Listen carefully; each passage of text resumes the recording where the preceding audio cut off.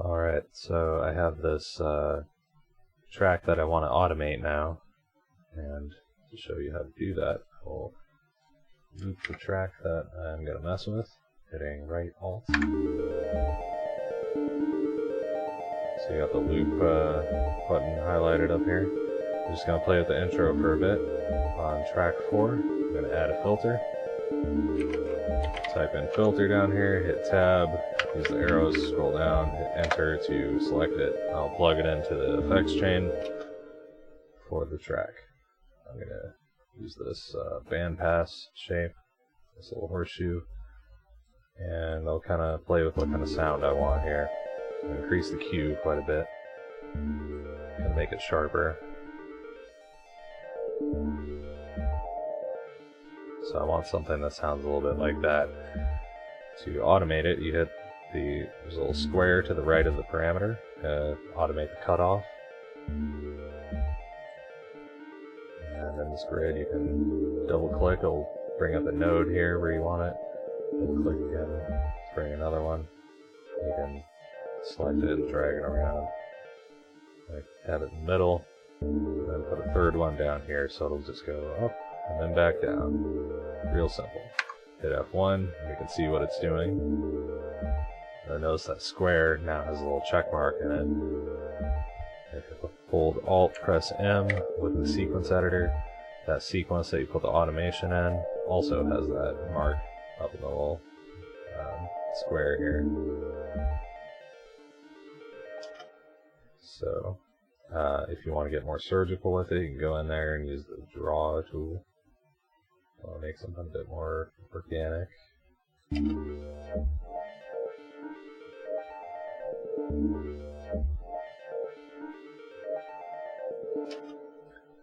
And I'm gonna do something else now. So I'm gonna delete this. So hold Alt, click in that space, and I'll select it. You can see the brackets around the grid. And hold Control A for select all, hit delete. Now it's cleared up. I can see the check mark is gone. So another way to automate this is with a LFO, low frequency oscillator. Type LFO, plug it into the effects chain. It will default to CT, the current track. Let's select digital filter, select cutoff. Now you can see it is moving this automatically. Amplitude determines how far it's going to go in each direction. Offset determines the starting point. And frequency determines timing. I like that sound right there, so I think I'm going to use the first method on the LFO, because the LFO is automating the cutoff. I'm going to automate the frequency. I will start low, go a little bit higher. Let's watch what it does. Real quick, I'm going to bypass the LFO, and I can put the same shape into the resonance parameter. So open up this grid, select it, hold Alt, click in that space, hit Control A, select all, Control C to copy. F1 to go back here. We'll go in the Q, hold Alt, select that space, Control V. Now, I just pasted that same pattern in here. Let's see on the left side. This gives you a list of your parameters that you can mess with, so I can quickly jump to the frequency one and just see that it's the same shape.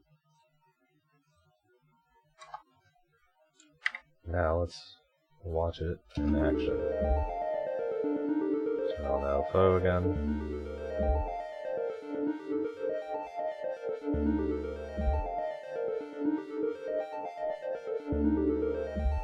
I'm going to turn the resonance up a bit.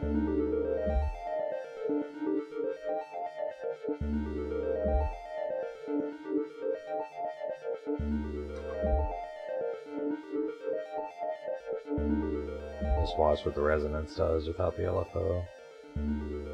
See this thing kind of shape.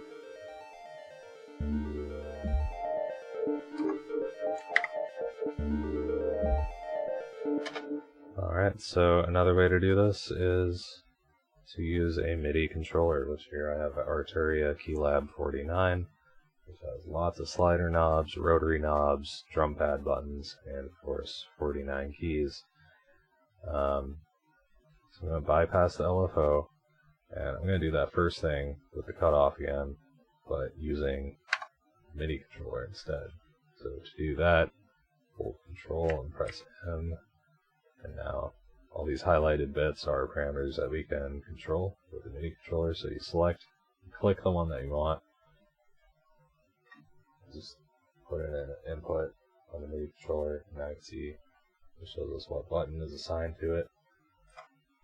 And now that slider knob will control it.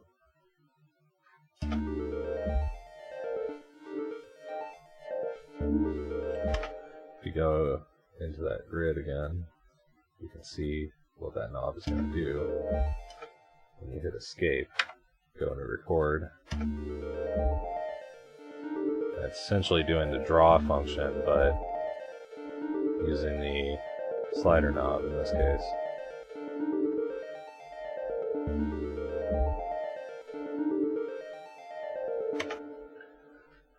So that is a few ways to automate in Renoise. Pretty simple.